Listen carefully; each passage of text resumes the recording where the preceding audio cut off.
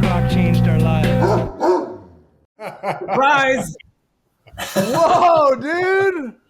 What's happening, dude? What is going on? I can't believe that's you. Holy crap. What's up, man? Dude, it's good This to just see made you. my man. whole day. I mean, I'm very excited to see Tony, but dude. Dude, it's been a long time, man. Wow, such a long time. I talked to you, or I talked about you just the other day, man. Oh, really? Yeah, man. That must be why I said, let's reach out to Danny and put him on the podcast. I've got like a group of young trainers, and we're just talking about like the first 3 times they took my level 1, and your name came up, and you know they were like, "Mike G, who's that?" And I was like, "Hold on, guys, let me dust off this 2007 footage from YouTube and show you what 50 unbroken chest to bar pull-ups looks like." Oh, man. Wow, That's dude. so How good. are you, man? Dude, I've been doing well, man. Yeah, what about you? I'm great. I'm great, man. We opened a second gym. Just, dude, doing the same stuff I was doing last time I saw you, coaching. You know, I've got a 12-year-old now. Oh, Don't even say that out loud. That's Yeah. My fiance has a 15-year-old daughter. We all live here together. Busy, Amazing. active family. Yeah. I love it. Where's the new gym? So our second location is in Broward County. Yeah. We're right next to the airport in Fort Lauderdale. I'm sure you've flown in and Yep. out of that little airport. But yeah, we're right there. Technically, it's in Dania Beach. Nice, man. Yeah, man. Congrats, dude.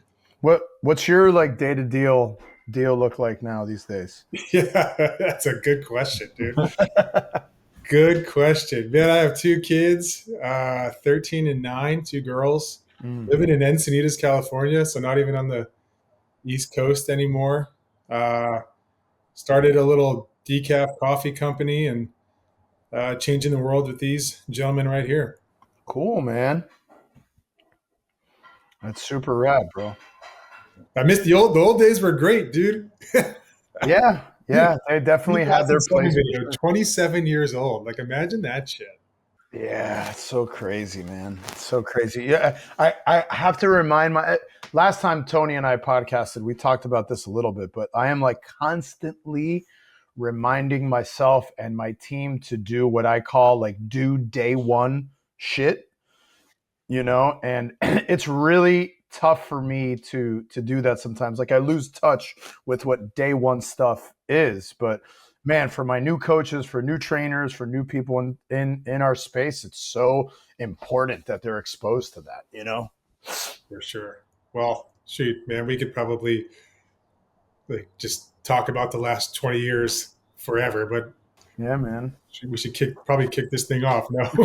I agree. It's not really any different than that.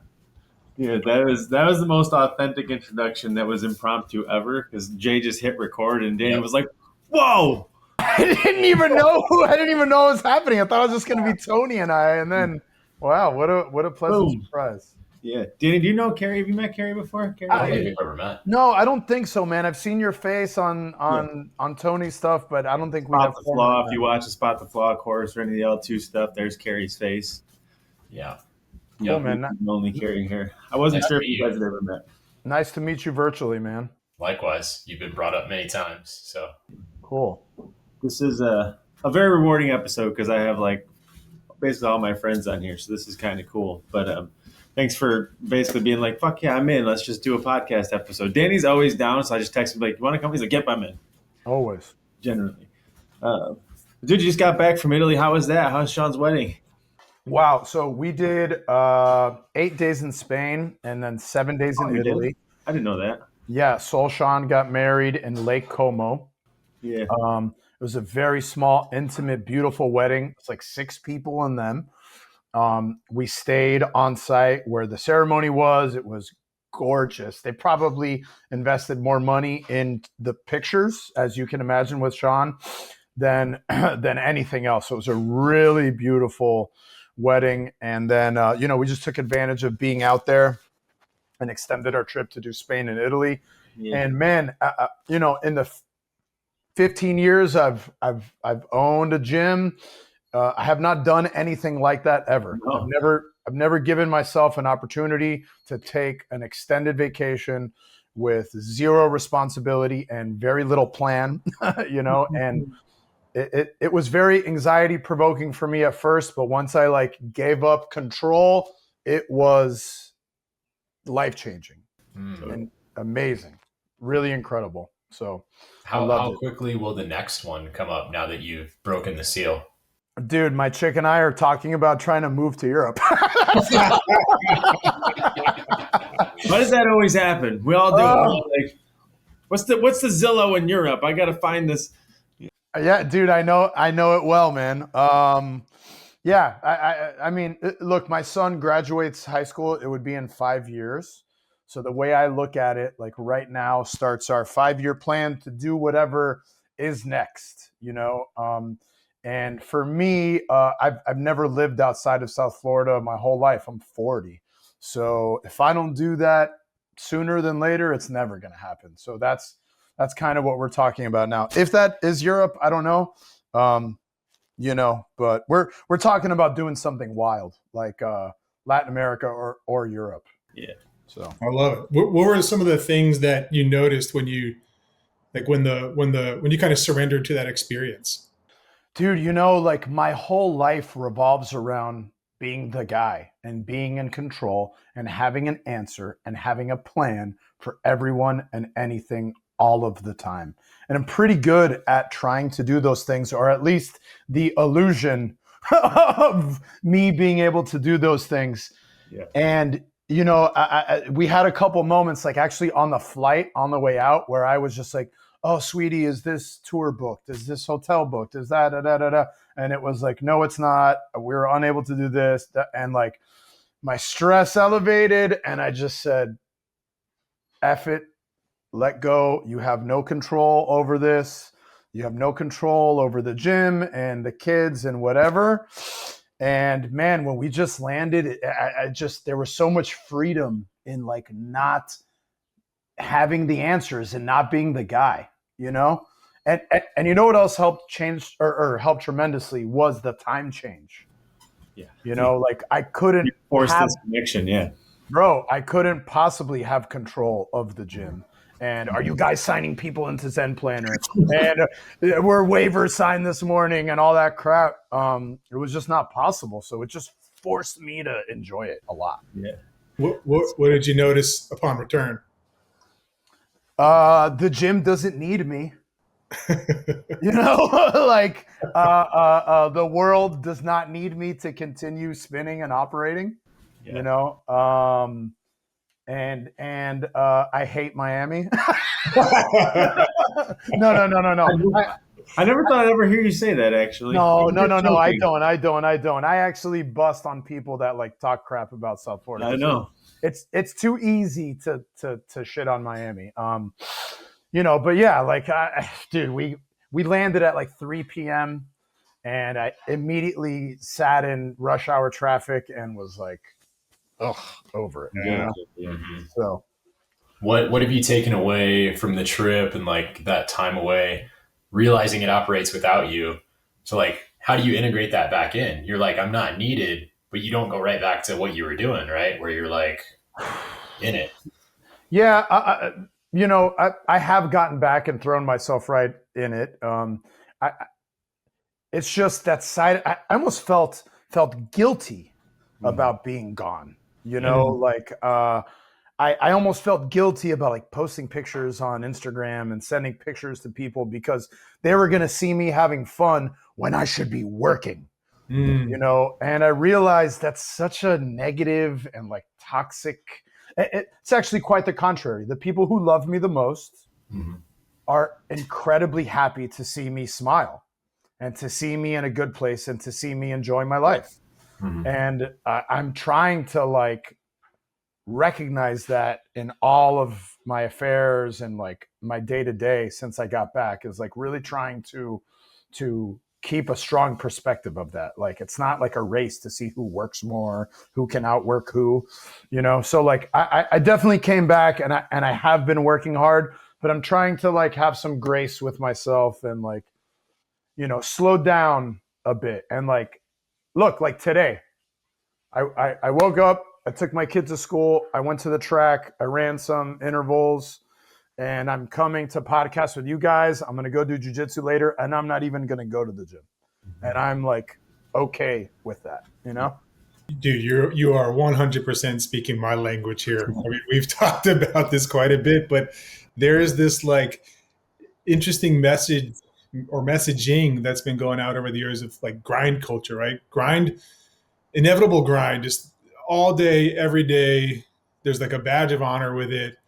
And I feel there's a shift where, yeah, grind with a purpose, but take some time to relax and give yourself some grace and appreciate like where you are and how far you've come and like the present moment, right? That's the new messaging, dude. I love that you're doing that. That's amazing.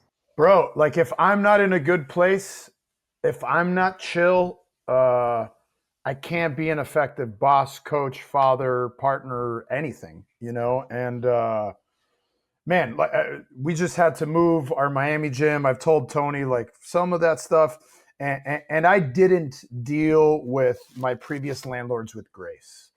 I was pretty aggressive. That's a good way to put it. Yeah, bro. And I was, and I've learned some serious lessons in the last year about that. So like, I'm trying to.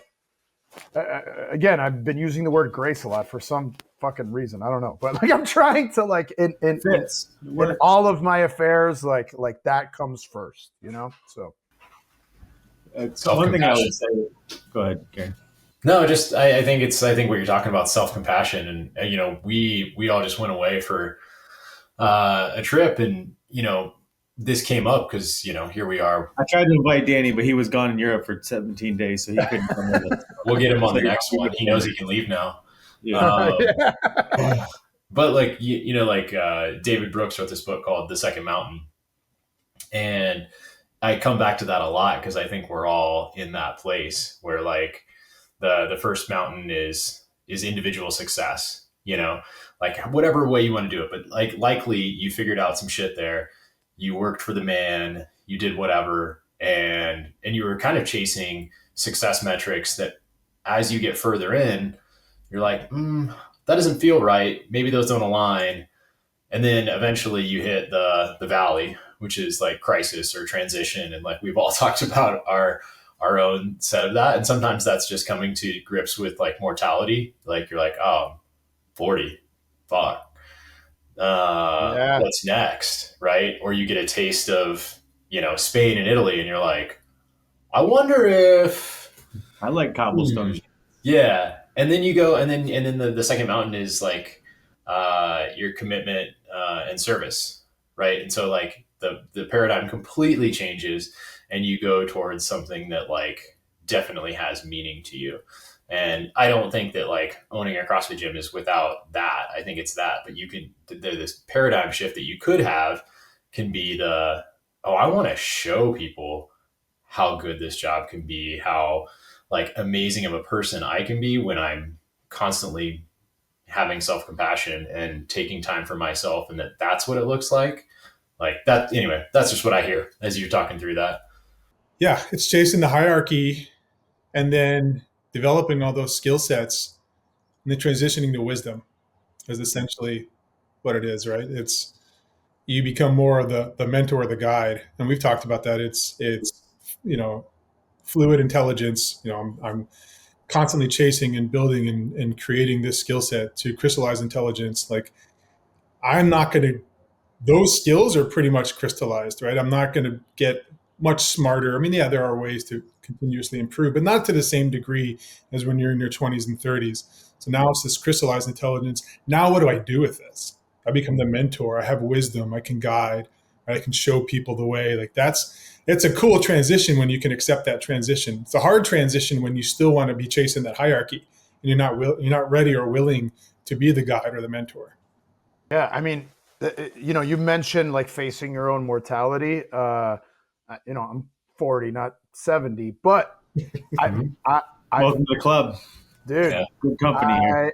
I think about mortality a lot now. And I don't know what it is about that number, but for We've me, done the dude, topic for the last week, just so you're clear. Like this has come up, the 40 number, like it just clicks. Something you're just Bro. like, fuck it. and like, bro, our kids jumping in bed with us. Like, if I'm not careful, like I'm gonna cry on this podcast. But like, Let it rip. Welcome All here. together. our kids coming in and jumping in bed with us, and like seeing how they're growing up, and he's not as small anymore, and like he's got hair on his legs, and like that this time I'm not gonna get back. And I've been an incredible father every step of the way. However, So good. dude, time goes fast with them, and like it's really important that I'm as present as I humanly can be. And even though I've been great, I look at sometimes in some experiences in the 12 years, and I haven't always been present. I've been on my phone when I'm sitting with him. I've been focusing on other things. I've been pushing him away, and like, time is ticking, bro. So Well, awareness is key, man, for sure. Yeah. But I mean, do you, gosh, man, this happens to me, and it's cliche, right? Because I hear parents talk about this all the time. But my daughter's about to be 14. My 9-year-old still has that, like, I still see the kid in her because she's 9. There's still that innocence is still there, and it's amazing. My other daughter's about to be 14, and we've become closer now than we ever have, which is amazing. But I look at her and I see like the big eyes and like that curious face, and she's about to be 14, and I still see that 2 or 3-year-old, and it's not heartbreaking. That's not the right way to describe it, but it pulls on the heartstrings, man. Like just looking at her sometimes can bring me to tears. Like it's Dude. just, I can totally relate with what you're saying completely. Mine is 12, and like, look, like we have a youth fitness class at our gym, right? And he gets in there, and I see how he interacts with the kids, and he pretends like he's a 15-year-old or however old, but I still see him as a baby. And honestly, he's little and soft, and like he still wants to be in bed with us. And like, I don't know what your 14-year-old's like, but my 12-year-old, when he's in front of his friends, he acts cool, but when they're gone, he is a 5-year-old. oh yeah, she's head on the shoulders right next to me, man. Head on my shoulder, like, yeah. Yeah. You guys are killing me. I literally just came from my son's school. He just turned 5 last week, and they do this little thing where he holds this little earth and he walks around the sun, and we show a picture of like him at 1, and then he like walks around the sun again, and we show a picture of him at 2, and then he's so stoked to have us at school, and he like just runs over to me and he just like lays on me for like 2 minutes, and I'm just like, Yep. yeah. That's it, man. That's what we're here for. It's not if I get in my funk a little bit, I feel like I'm here to teach people how to do kipping pull-ups faster, but that's not why I'm on this earth. And I need to be very present and remind myself of that, Yeah. I mean, even take CrossFit out of it, right? And you're like, wait, why do I do this thing that, feels daunting and thankless, a bunch of the time? And I mean, I'll speak for myself, but like I haven't coached in 15 years, and I was like, oh, I should go coach. I mean, you don't know this, but I'm here in Boulder, and I've got roots right next to me. So I was like, oh, I'm gonna go coach and work with Nicole Christensen and the amazing team that's there. And I don't think I'm going to be good at it. But what pushed me over the top was like, I think I'll be a better dad.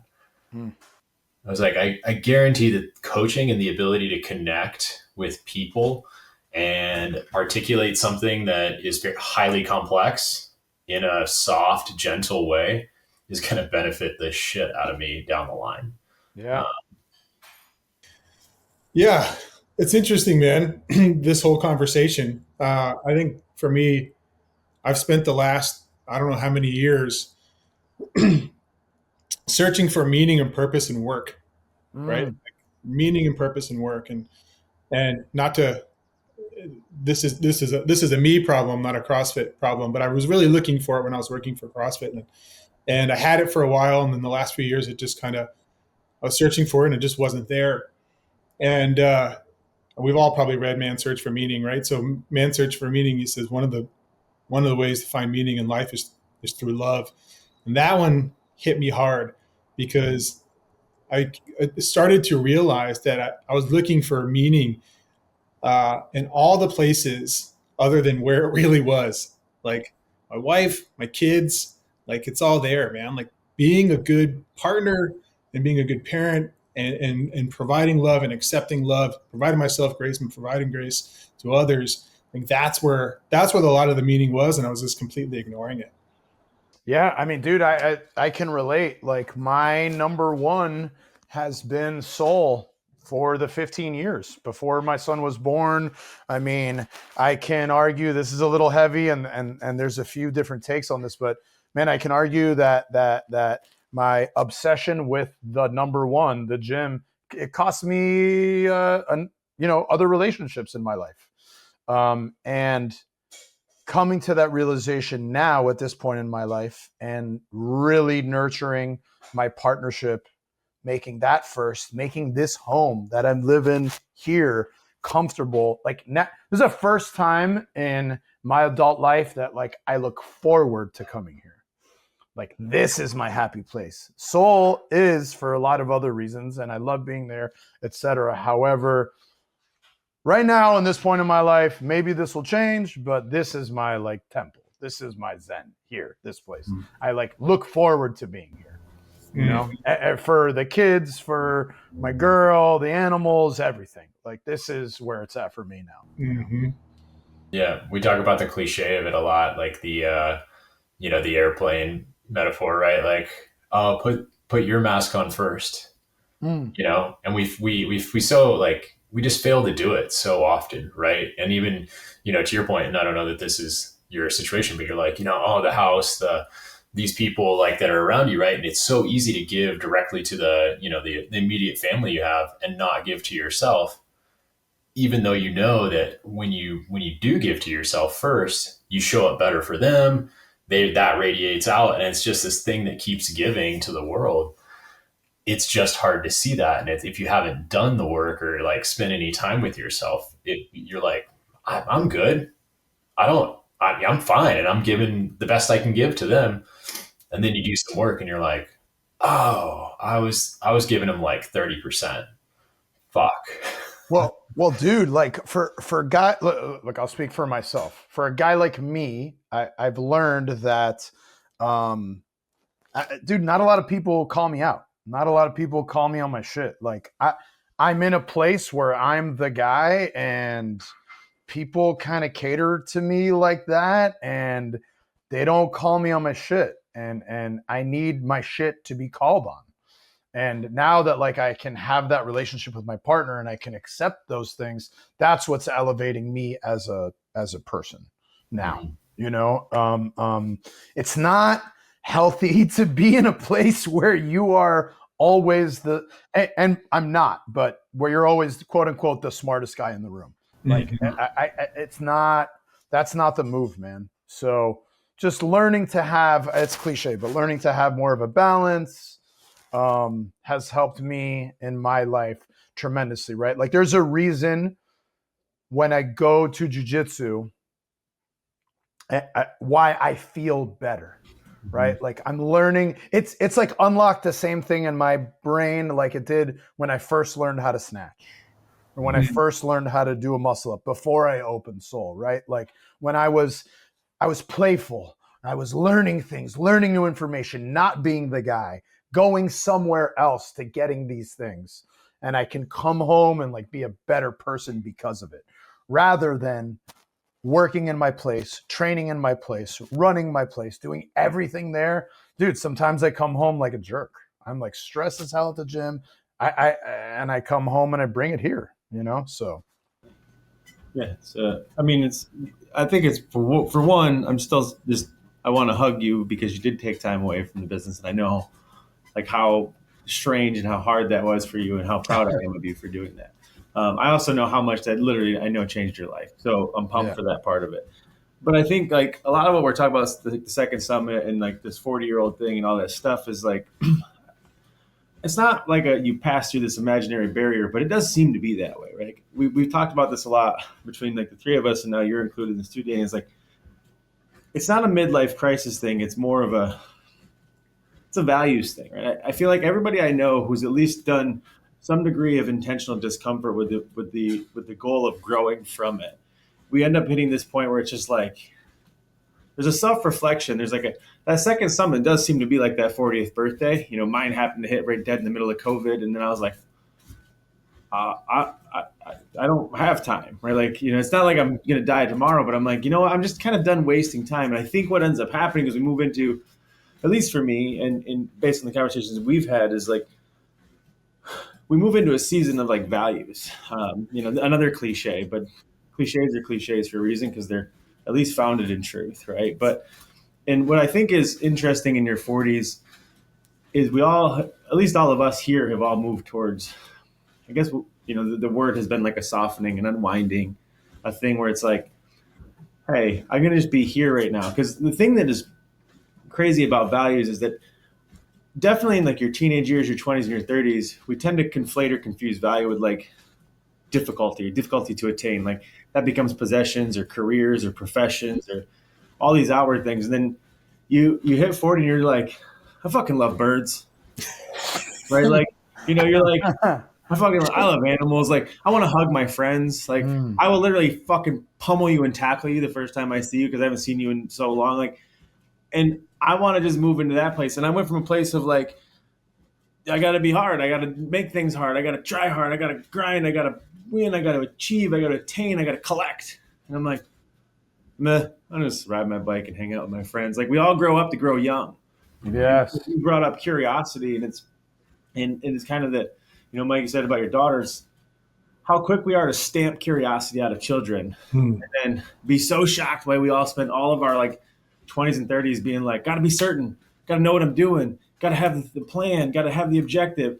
And you hit 40 and you're like, so I read this word, I haven't heard in a long time, curiosity. I think I'm going to try that for a little while, right? And like all of us, especially us here, we're like, hey, what if we just tried something, right? Like, I don't know what it is, but let's just figure it out. And like, all of us have returned back to play. And, you know, Mike, and you brought it up with, you know, sort of second summit and moving into that mentor role. It's like the Japanese call it shoshin, but it's mastery is truly that returning to that childlike curiosity. If you can take anything, whatever you know really, really well, and rather than stand on this pedestal of like, I have all the answers, you can be like, I have all the answers. That doesn't matter. What? How can I help you? Right? Like, and you have this thing. And I think what's fun about this podcast is that, well, one, it started the way that it did. And two, like, none of this is scripted, right? Danny's like, what are we going to talk about? I was like, some deep shit. And I just went there. And the reason for it is that, like, we're all like, all of us just want to be kids on this podcast. And I'm just trying to collect as many grown-up children as I can at this point to do cool shit in the woods with my friends. And so I think that part of it's cool because I love to see, especially you, because you mean so much to me, to watch you be like playing at the track, back to jiu-jitsu. Because, dude, I know you, and I've watched you fucking grind through the shit in South Florida, and it's very rewarding to me to see you glowing, right? And that's another cliche, but like, you are way more alive now than when I first met you, and that was like fucking 15 years ago. Yeah. You know, everything that you said really encompasses that European experience that I just had. Is like being playful and being a kid. Yeah. Like, bro, walking out of my Airbnb in Naples, Italy, like, which is a crazy place for the record. What? Yeah. I can't believe us Westerners don't talk about that city more. It is like, dude, I've traveled everywhere, as you guys have as well. But holy crap, That city is bananas. Dude, I've never experienced it. You're like, it's beautiful and you're in fear, but you're happy and you're excited and scared out of your mind. It is like, that's being a kid. That's the whole thing. Wow, dude. Like, totally. I need to make sure I retain as much of that energy from that experience as I can, because it was truly profound. especially that city for some reason to me. Wow. It like rocked my world a lot. Yeah. I think Mike said it. It's like being like that city is a wild city, right? It does kind of encompass like the chaos that I would imagine if I could remember much of my childhood probably felt like, right? You're just like, what? I have none of the tools that I need to survive in this city. This is awesome. Yeah, it's crazy. There's like, it's like modern in some ways, but then there's like 13th century buildings completely falling apart, some covered in graffiti, some not, some things well maintained. It is like so crazy. It is wild, yeah. And then there's 42 million people on the street just running into each other. Just, scusi. And they just, boom, boom, just bouncing into each other. It's bananas. But it is a beautiful place. And you're like, and the whole time you're like, is that volcano going to blow up again? Yes, totally. You guys good with that? Because it seems real close. And, Crazy. I don't know.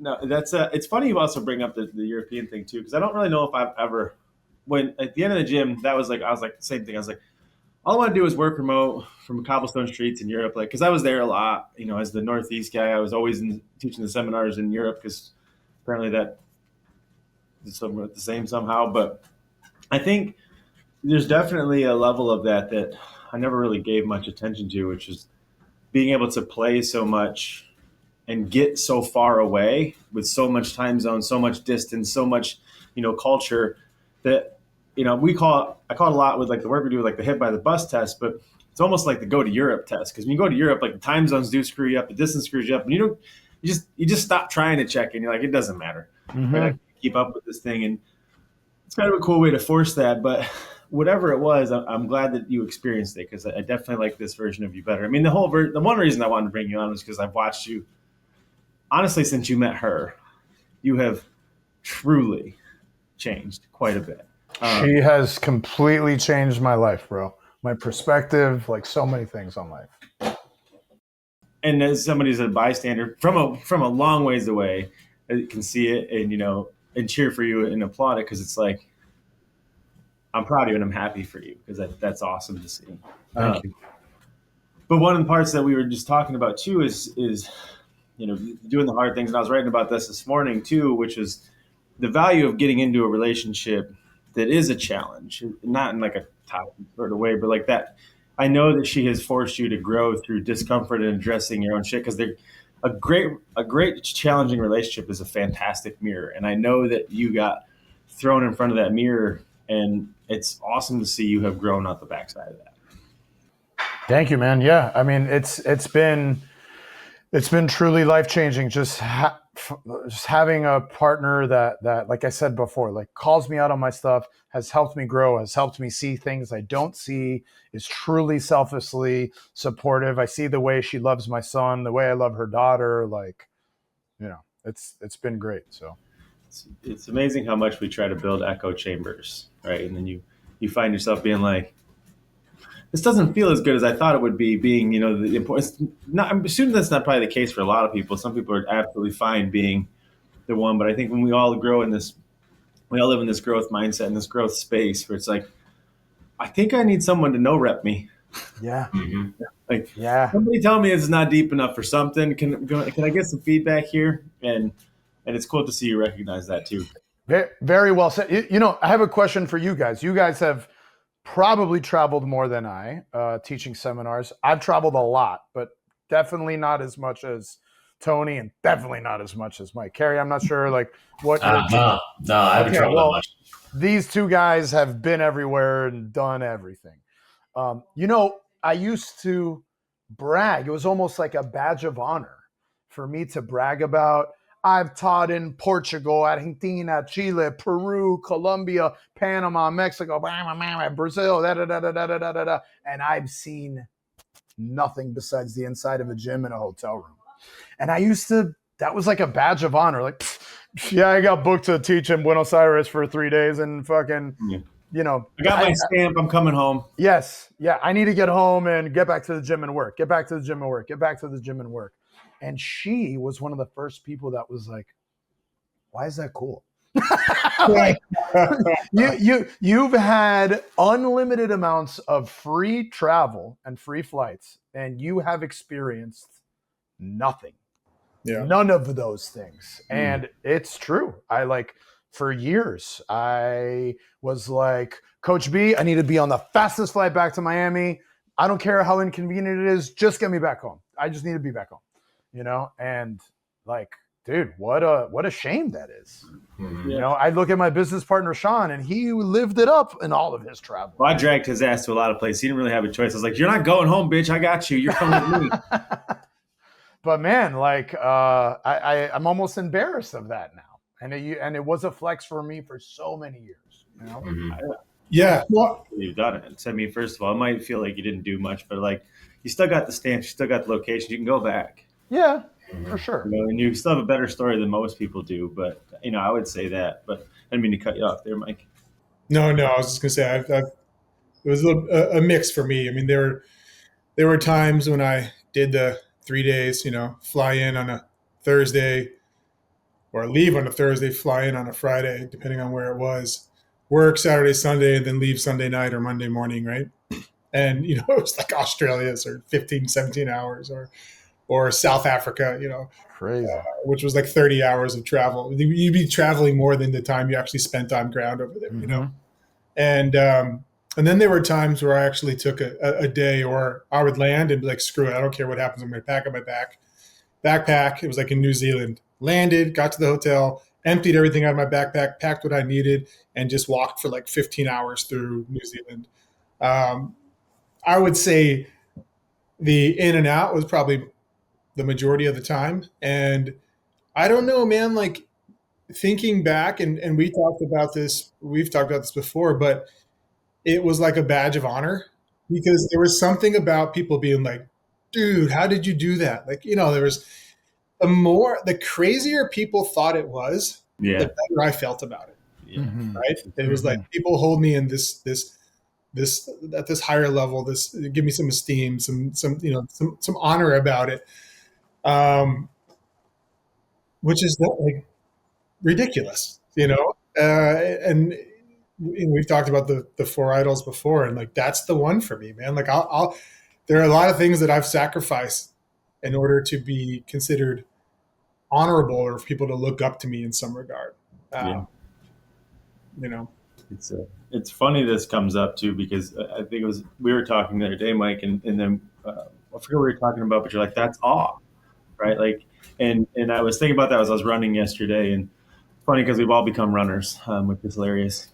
He's late to the party, but he's on his way. He'll be a runner soon. But we're a hybrid athlete. Woo-hoo. But no, I found some peace in the woods, really, is all it came up to. But like, what I was thinking about with there is that this kind of story, it's hilarious that it was brought up, and just that the camera saved my life. I've told people this before, and writing really also saved my life. And those two things were combined, because I would take photos, and then I wanted to tell the story of the photo more than just the photo. So I just started writing. And, back in the days when I used to play on Instagram, that was just my outlet for it. But it came from this exact conversation, which I remember vividly. I was in Switzerland on the backside of a multi-weekend in a road trip, because like, the joke is I'm George Clooney and Up in the Air. Like, I love to travel. Like, I will go nonstop. Just the more, the better. I'll grind it out. Tell me I'm cool, right? Like, let me just show the world my passport in multiples, because I've had to fill them a couple of times. Right? I'm awesome. But I was in Switzerland in the hotel. It was Saturday after a seminar, and I had just ordered pizza in the hotel to be delivered to the hotel rather. And I thought to myself, what the fuck am I doing? Right? Like, I'm literally, I had been on staff for, a couple of years at that point, but I was like the international guy. I was going as much. Sean was going to Asia and I was going to Europe. We just both got in different directions. And like, for me, I was like, wait, get out. And my pizza didn't even come yet. I was like, get up. And I left the hotel and I was like, go take photos. I didn't have a camera at that time. I don't know what year this was, and I went out with my iPhone, and my hotel was way out by the airport. If you've ever been to Zurich, that's not near the downtown. And so I literally found my way downtown, got down there, spent the whole night taking pictures, barely slept. I had like an hour sleep, taught the next day, and it changed everything. I went home Monday, I bought a camera, and then it wasn't the right camera. So on Friday, I bought another camera. And then the following Monday, I bought a new camera lens. So it started a really bad trend for me, which was camera gear. But I've healed that wound. But the point is that photography was the thing that made me be like, listen, you have a really, really cool opportunity, no doubt about it, to go travel the world and teach these seminars. You got a choice, though. You can live on that stamp. You can live on the fact that you got to do that, or you could stack it. And for me, that's all it was. I was like, I wanted to stack the opportunity. I wanted to be able to travel essentially on someone else's dime, teach things around the world, but I wanted to see things. And photography was the thing that taught me how to be present, because you have to sit there for hours while the light changes, right? And eventually you see something that is a statue that is one color, but 2 hours later, finally everything lines up. And you've got the right light, the right background, and it changes your whole life. And for me, that was the big thing that came out the backside of it. And then I wanted to tell everybody about it. So I would try to write these poetic sort of dissertations as to what I was experiencing mostly. But honestly, it all went back to one thing. Travel was super uncomfortable. It's the most uncomfortable thing ever. And you learn how to really, really just leave behind all of your comfort zones, all of your systems, and be like, I think I'm the most me when I'm far enough away from all of my routines and rituals and comfort zones at home. When you threw me into a country where I couldn't read the road signs and I couldn't figure out what was on the menu and I didn't know how to get on the train or when to get off the train, like I never felt more like me and more alive than I did then. And so that's why I'm always like, put me back on the road. Please put me back on the road. But really, it's all about the story. And it's funny that it came up because I literally was thinking about that yesterday. I was like, it's all awe. I found awe really quick with a digital camera. And now this season of my life is I'm only chasing things that provide awe. That's it. It's all I want. I don't want anything else. But it's a cool story. You know, man, when you say that and you talk about things like routines and our habits, like I preach about that like crazy, right? Like I'm in a gym almost every day. So people are, the conversations that are in my ethos are so often like, how can I reach my goals of weight loss, weight gain, performance improvement, et cetera, whatever the case may be. It's a lot of it is gym centered. So obviously a lot that I have to offer is in the routine world, but man, a reflection that I've had lately, I echo what you just said, Tony, like, yes, routines have made me successful in a lot of ways, but man, I get so deep into my routines at a certain point, I'm not even present. Like, yes, my routines are helping me move forward and they help me feel normal. And yes, I can have a lot of success due to my routines, but you can get so routine that you lose your presence. Like, I'm not even thinking about, like, I have no playfulness. I have no curiosity. Yeah, like it's the progressive narrowing of that which brings us pleasure or value at one point, right? And those things could all be categorized as addiction. And I know all about that, bro. Yeah, right. And so, like, I know I'm kind of speaking your language there, but that's why I talk a lot about freedom, because everybody thinks freedom is this romantic idea of like zero responsibility. Like, I'll be free when I have no. But people like us understand that freedom is the intentionality of responsibility, right? And Mike and I were talking about this in the trail. And this came up jokingly about the shopping cart, but like the point is that we work hard with routines and rituals and habits so we can stack, compound, and hedge so that we can play, right? Like, it's not that we get to a place or a point or a situation where it's like, I got to live in my routines. Routines make those things possible, because if you don't have them, you'll never get them, right? So you have to make sure that like you spend your 99% of your days eating the same thing at the same time, the same way, so that when I do take us to the grocery store before I take us all on an endurance event and I load it with just a bunch of garbage, you can pull that off because those calories count, right? You're just like, this is going to kill me, but it's the truth. And that's in a metaphorical sense, it happens in the rest of life too. We have to build these systems of optimization, these routines, these rituals, but we also can't let them take over our whole life, because the point of them is, the intention of them is freedom. Right? And that's what all those habits and routines, rituals, and responsibilities are supposed to create, not enslave us. And we see it in the gym every day. People think that like fitness means that I get to do more fitness. No, get the fuck out of the gym. Mm-hmm. Go play.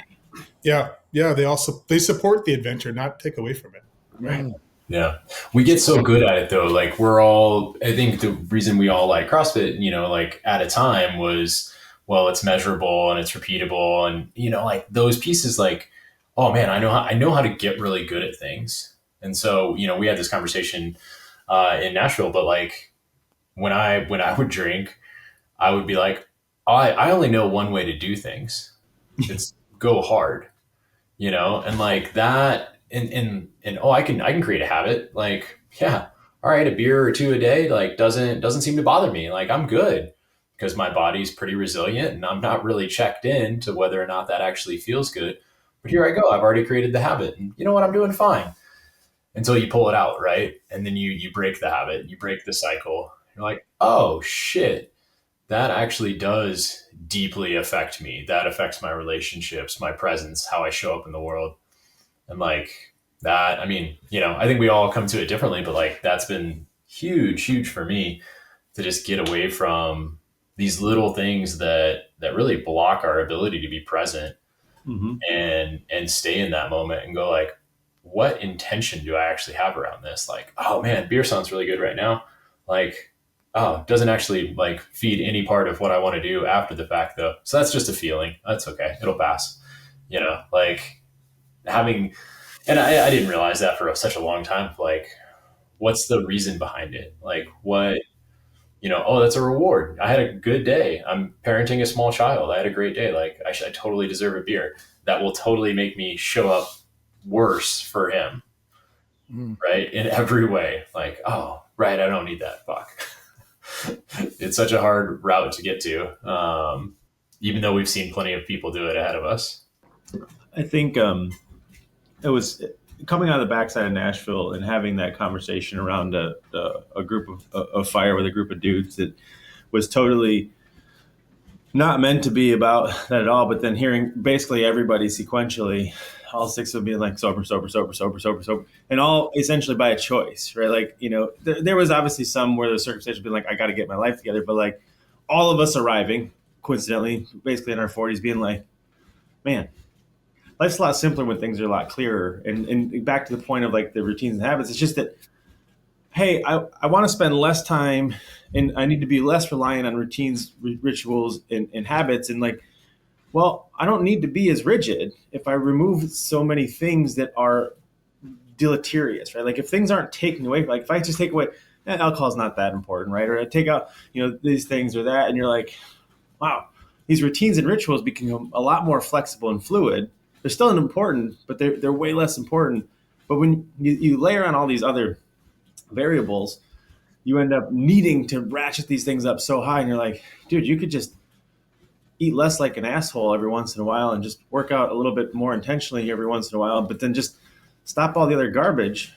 And like, then you can go play. But if you're not going to stop all the other shit, well, you're going to have to be a lot stricter in everything else you do. And it's a lot more fun, at least when you get to this point where you're just like, hey, I think I just want things to be simpler now. Can we just do that? And you get there and you're like, yeah. So if it's complicated, I'm out. I don't want to do it. I'm like, I'm not doing it anymore. And I think it's funny because all of us, this right now, there's like 100 years of CrossFit experience combined on this episode, which is wild, right? And all of us are like, hey, simple. I'm just trying to make it simpler. Like Mike, we talk about this, Carrie, we talk about this. Like, I just want to do one workout a day, eat, whole foods, and play in the woods and take it outside and go do something with it. And until that doesn't work anymore, I'm going to keep that one up. That's the extent of my program these days. Even the stress of the perfect program, right? Like I found myself stressing all the time, like whether, like, I'm not part of a gym. I train in my garage most of the time. Am I doing the right thing? Is it even worth it to do this? And God, like, why am I stressing out about working out to the point where sometimes it's like, well, I'm just going to do nothing. Right. And to get to the point where it's like, dude, I'm just going to, it's not necessarily always what feels good. I mean, there's a plan, but it's just not so rigid. It's not so rigid. Like, oh, I'm a little tired. I don't feel great today. I'm going to do something, right? So I can stay consistent, but it doesn't have to be It doesn't have to be crazy. It doesn't have to be exactly what I thought I was going to do. It's like, we talk about intuitive eating. Training has been somewhat intuitive as well, where I can hit the necessary intensity for the day, or even slightly above it, depending with how I'm feeling that day, and feel good about it. It's play, right? I think we've gotten back to a point in training where we can master it, right? We've gotten to a point in it where it's like, I can pursue training like play now again.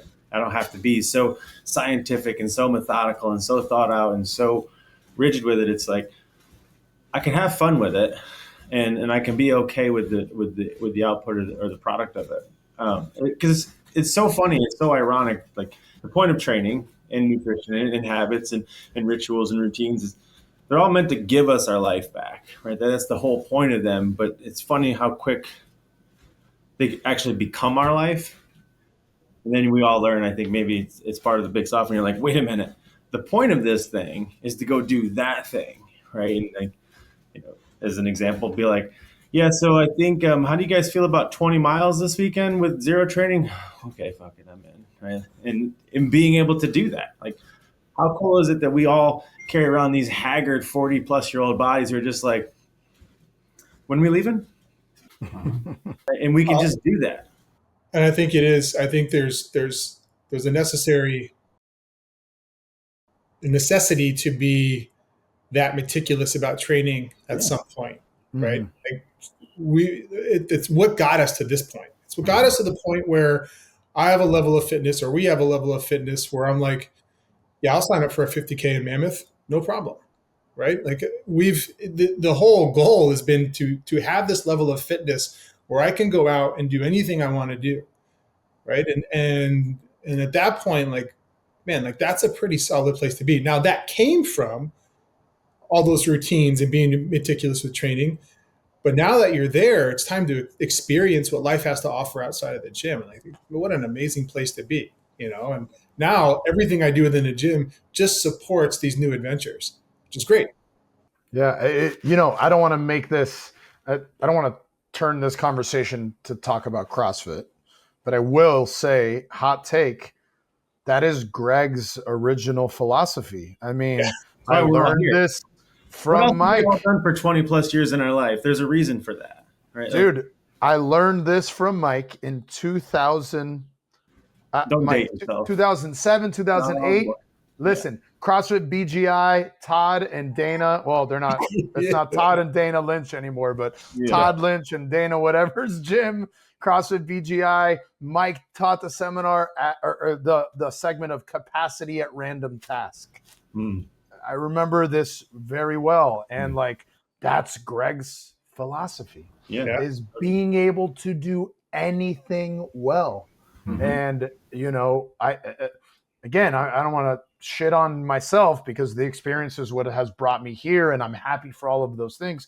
But I got myself to the point where I just didn't leave the gym, and I was doing it to do it more, and doing it to do it more, and the snake was eating its tail nonstop. I mean, it's the old adage of short-term hard, long-term easy, or you take short-term easy, long-term hard, right? And like, I think for us, on a long enough timeline, we chose short-term very hard. Like, I think to Mike's point, like, all of us doubled down. We turned in. We were like, this is it. And like, but on the backside, we have long-term, we'll call it easy, right? I'll knock on wood there, but my life's not over. And we've got 20 to 30 to 40 more years of being able to use that return on investment. There are a lot of people who try to approach it, and they're like, hey, can I take this hard thing, fitness, and can I make it easier, right? And then you end up with that inverse relationship where it's, short-term easy, long-term hard, and they're just constantly always having to chase that tail. And so I'm proud of, all of us on here, and I'm proud of all of the bodies and the capabilities and the capacity we created, because the thing I'm the most grateful for in life is that I have a body of friends that I can call on a drop of a hat, be like, hey, I got a really dumb idea. You want to do it? And they're like, yeah, I guess. and to know that, like, they're all in their 40s. Like, we all should be like fat, watching football, drunk on Sundays, being like, I got to train for that. All of us are just like, and it's not even, it's not even that any of us are inherently that fit anymore, right? Mike and I were laughing about that on the trail because I'm like, man, I'm so far from where I once was, but like, I bet Mike's still pretty fit, bro. he's doing all right. Speak for I lost yourself, quite a dude. bit. He's doing all right. We all are, though, and I think that's the point, right? All of us might not be where we once were, but we are so far ahead of where we quote should be if everybody else had an opinion of it. And I think that's a cool part of it. And for me, watching everybody on here and everybody else that I know and care about, be able to take those stacked wins from the gym and that hedge that we all created in health, and watching so many of us, because we all turned like 40 in the space at the same time, which is really kind of cool. Like we all kind of grew up together, and we're just watching everybody just disperse into the world and do fucking cool shit. That's super fun for me to be like, wow, I got Spieler on one side, I got us, I got all these people doing all these things, and you're like, we do get it after all. That's awesome. Like we might be taking our own medicine. How's that Fran time these days, Mike? Yeah, it's been a couple of years since Not I 130 anymore? No, last time I did it, gosh, I think I was probably 3 years ago, 42. And I think it was like 214. Yeah, still That's good. cruising. Yeah, Fire. I don't know if it's that now. Just keep it sub 3, man. If I could do that.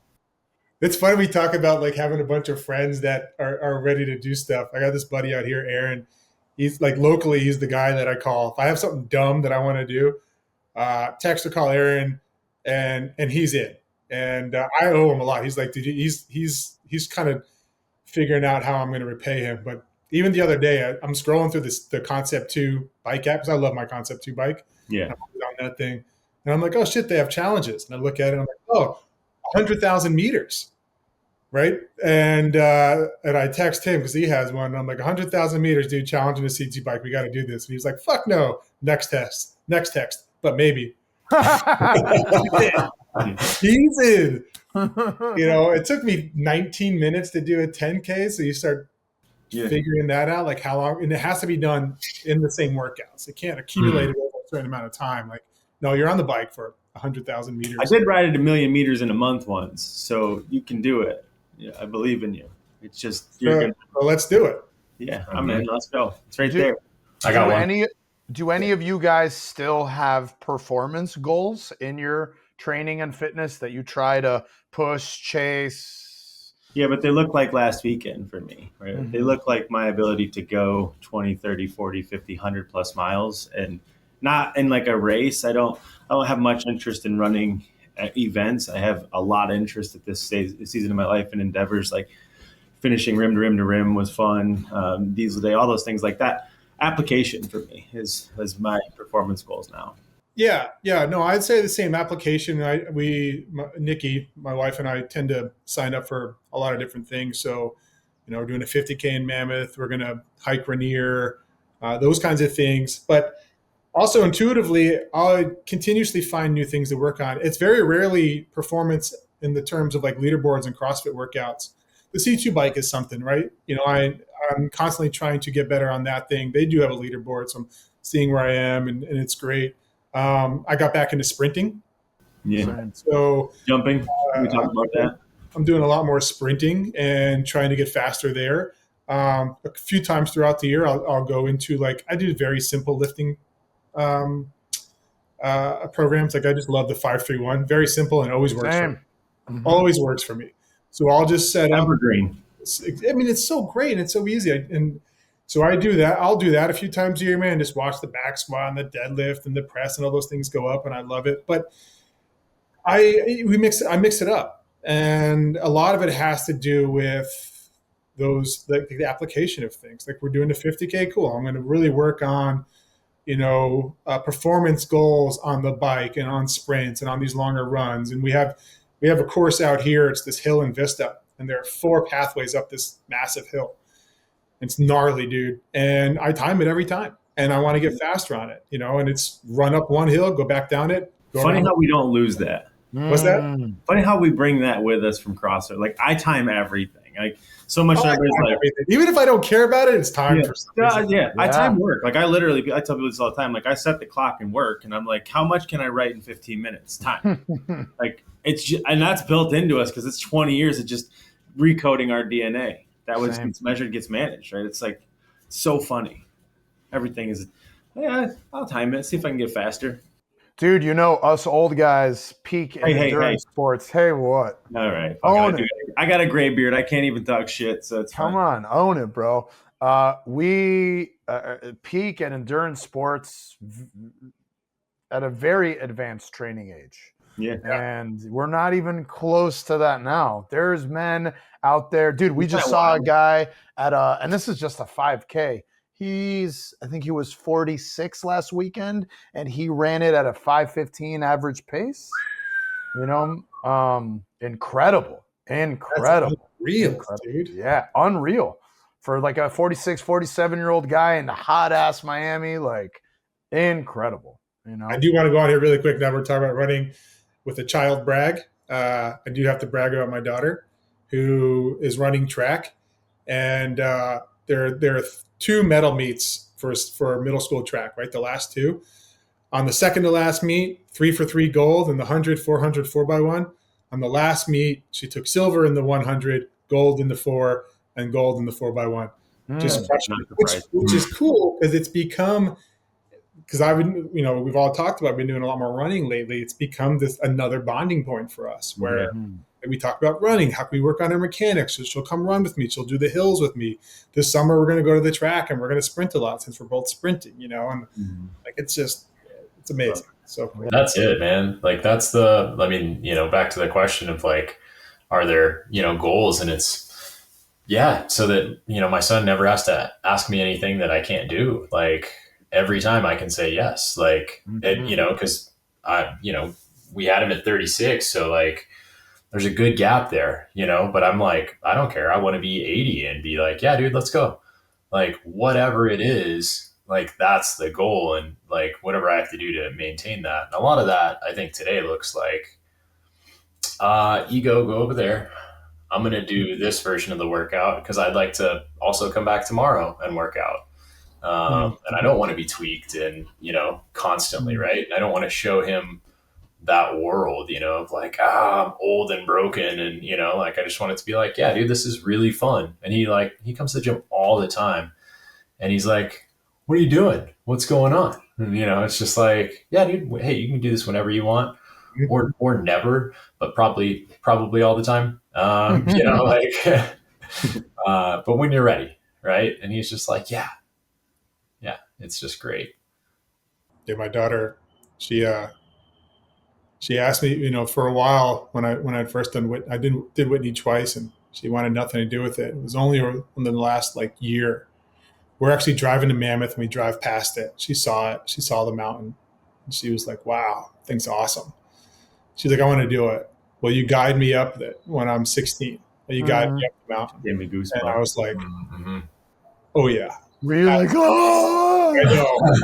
It was just 16, like, that's like 20 years from now, right? Just so we're clear. Yeah. I was like, it was just, you're holding it like, yeah, absolutely. Sand out here. But it's cool, man. I mean, that's the thing, like I want to be able to say yes like that to anything. Yeah. Anything. Like, yeah, let's go jump out of a helicopter and snowboard in Alaska. Okay. Let's do it.